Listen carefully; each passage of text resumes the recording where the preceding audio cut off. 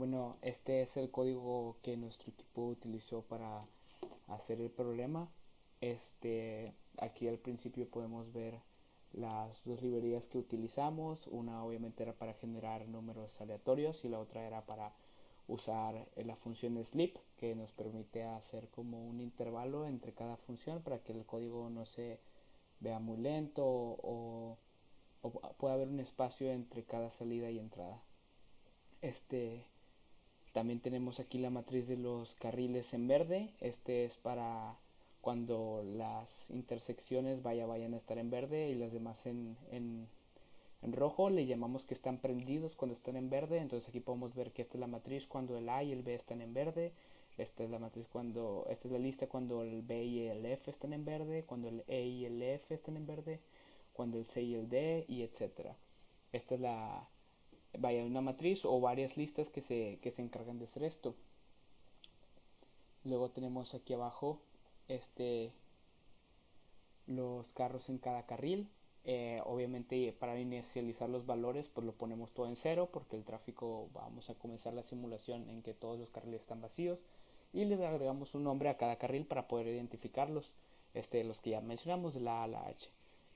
Luego tenemos el tiempo en cada uno de los carriles. Obviamente consideramos que el tiempo fuera de 5 segundos porque si lo hiciéramos como de un minuto en la vida real se tardaría muchísimo en hacer la simulación. Sería de estar ahí unos 5 minutos esperando que cada carril se pusiera en verde y se vería muy lento, vaya, el tráfico.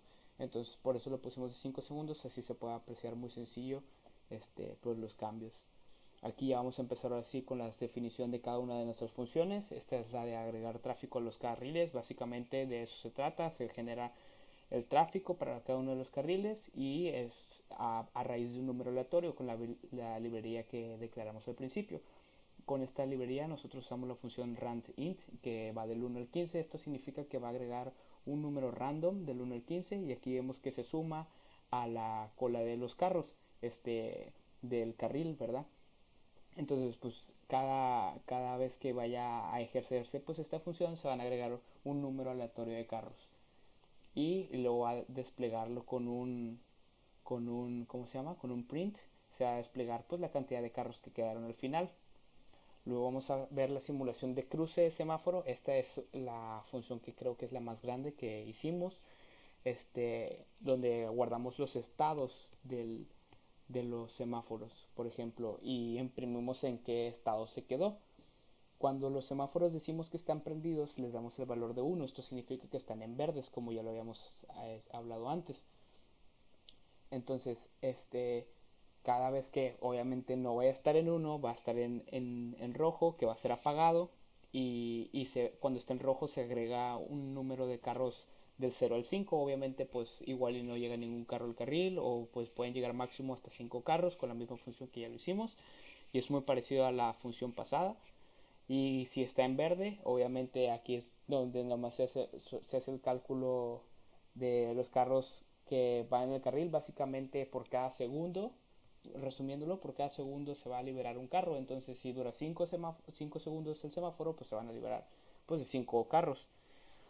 Y luego al último ya tenemos pues el tiempo que duró en verde, porque luego se va a modificar dependiendo de qué tanto tráfico hay en cada carril. Y eso va a ser lo que vamos a analizar después en las funciones más adelante. Luego tenemos el tiempo con la función sleep, bueno, con el método sleep, y se va a encargar nada más de hacer un pequeño como retraso para que no se vaya empalmando la información. Y simplemente se imprimen los carros por cada carril para que nosotros lo podamos ver de manera gráfica, y se aumenta el tiempo del semáforo dependiendo. Ahorita vamos a ver esa función un poquito más a detalle. Luego imprimir el estatus de semáforo simplemente es un for igual, que dependiendo de la longitud del estado de los semáforos pues va a calcular si está en 1, o sea en verde, o si está en rojo. Aquí tenemos si está en verde, cuál es el nombre del carril que se va a desplegar, y si está en rojo, cuál es el nombre del carril que se va a desplegar. Muy sencillo. Al último tenemos un print, que es el que ya se le da el punto format. Para cuando esté en verde se va a poner de este lado, y cuando esté en rojo se va a poner de este lado. Y así vamos a poder ver qué carriles están en verde y cuáles están en rojos. Luego vamos a hacer la impresión de los carros por cada carril. Es igual, muy sencillo, va a ser un for que va a ser la longitud de, del rango, vaya, que está en los carros del carril, o sea, del primero hasta el último, cuántos son, y esos van a ser las veces que se va a hacer ese for. En este caso tenemos que los carros en el carril, pues igual se le da un formato donde se va a poner cada cuántos, o sea, cada cuántos se quedaron al final en el carril, igual para poderlo ver de manera gráfica. Esta es la función para obtener el tiempo cuando está en verde. Esta es cuando esta se encarga de decidir cuál es el carril que más necesita tiempo, obviamente, porque va a detectar el carril pasado y lo va a comparar con el presente y va a ser se le va a dar como se va a regresar el valor de ese carril, aquí como lo podemos ver, y ahí va a ser donde nosotros vamos a modificar el tiempo, que es por lo podemos ver en la siguiente función, que es la que se encarga de aumentar el tiempo. La pasada nos ayuda a identificar cuál es el carril que va a necesitar la actualización de tiempo, y este siguiente nos ayuda a aumentarlo.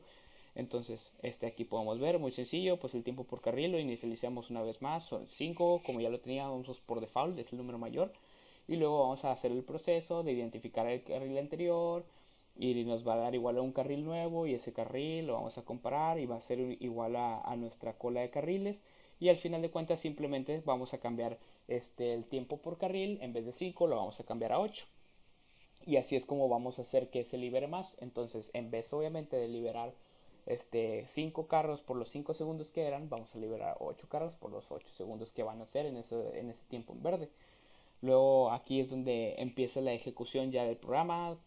Empezamos con unos prints nada más para identificar que el usuario pueda ver que ya empezó a correr el programa.